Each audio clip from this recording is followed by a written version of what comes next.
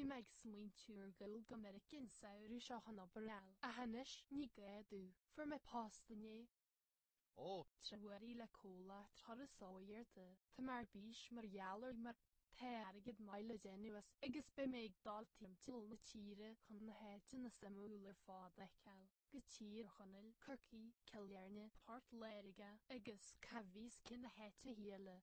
Tá meid dream go mór le bheith dal trasan na tíre. muise fair play-ghit. Agus rodile, caihí táiseach de sahairn se hogan. De grúpa da céad fi seapain ag tart agus fagu fúm séad bala ha clia ha hasban dóibh. Tuga cadú bertlas dúhon codúlum de sahairn. Tá grúpa a ward a chráí a wen.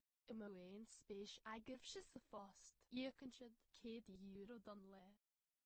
Cínte bheith spéis agamsa ina léhéid an Tríonóide beta agam na go bhfuil le bheith a gimmart clifa go me an le de saharan. Gapan tú go me chobar ré súntan leanúnach le fáil leis a ggóla seo.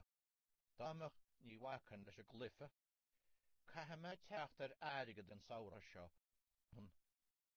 Ní bheith mé abalta teachtar ais go dtí an Coláiste seo an rion se thugann, mar a mín airigad dám. Well, ní féidir le mé in gealún te hort. Ach der siad ggóil go leor cuairtóirí le bheith teacht go dtíon tír seo mléana.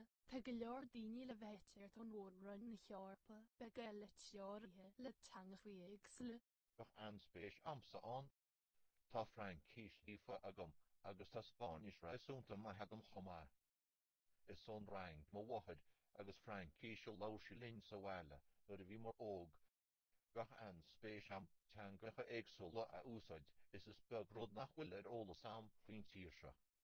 Ceapam go mé ná naúnach don chinál seo éibre, tá sé thairimh ar thábhachtach.